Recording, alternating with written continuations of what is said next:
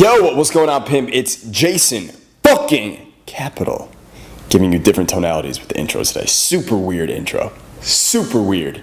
Let's get even weirder. So, got a question today, by the way. I'm going to keep this as short as I can because I noticed some shit with the mic. We got the new studio here. The mic at like a little bit of frequency. The lighting's not perfect. I'm going to try and make these quick as fuck, even though I'm rambling right now. Unfortunately, there's no one in the office right now to handle this shit because, hey, I just teach guys how to be really successful and fuck all the chicks they want.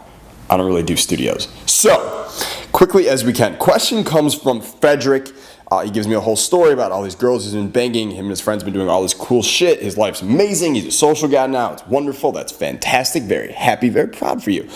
He also says, there's this girl I know who's super hot, but she's always like at home, and she basically told me that she lives her life through me. Like, I'm always telling her about my adventures, and she's like, that's amazing, but she never wants to go. She just kind of stays at home, even though she's really hot. And eventually, he told her some story about some crazy party or some thing that he did with his friends, and they're going to do it next weekend. And he mentioned that they had hooked up with all these girls and stuff. And then she asked him, "Can I come?" She wants to come.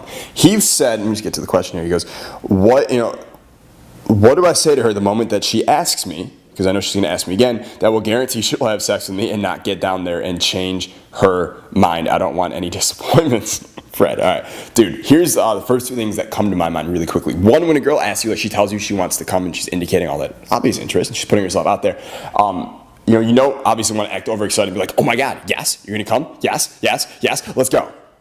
Like, you don't want to do that. All right, so instead, when a girl says something like it to me, like, "I want to come," I always I call it attaching a rider. I attach a rider to it, or a qualification, something that, I'll just give it to her, right? We don't just value things that we just get, but we value things that we have to work for, things that have riders attached to them. So she says she wants to come. I go, okay, well, maybe, but I just want you to know, like, my crew, we party fucking hard. Like, we go really hard, and I just, I don't want you to get into something that you can't handle.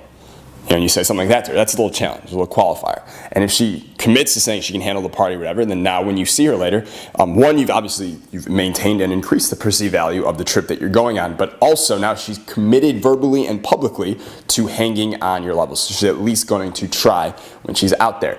You can use the same thing in like the second thought I had, was you obviously want to keep it sexual. So next time she asks you to go, you can say, "Okay, I just want you to know, like, there's some crazy shit that goes down." Like, so I would just name a list of like 6 crazy things, and in there, I would just casually toss in something sexual related, and I would challenge her to commit to all of them. So when we get there, it's just like, it's on, right? When you're there, obviously, use normal game and just assume all positive things and you just fucking rock with it. But she tells me she wants to come. I go, "Okay, listen, I just want you to know, like, we drink a lot, we party a lot, we talk a lot of shit. Like, we all share crazy stories. We don't hold anything back. We usually end up having orgies, and we end up, eating In-N-Out Burger at 4 in the morning and then puking on homeless people at 4:30. Like, if you don't think you can handle that, like, I totally understand. Like, fun, exciting lives are not for everybody. But if you think you can, then, yeah, I'll think about it. I'll think about it if you can come, right? I'll think about it. Perhaps. Maybe. I'll think about it. All right, so shit like that. Hopefully, Frederick, some of that shit helps you. So hopefully you got some ideas from that in that beautiful, big Team Capital brain of yours. Hopefully the microphone worked for everyone out there. And hey, if you're not on my VIP email list yet, click the button below. Get the fuck on there because you belong at the top. Peace.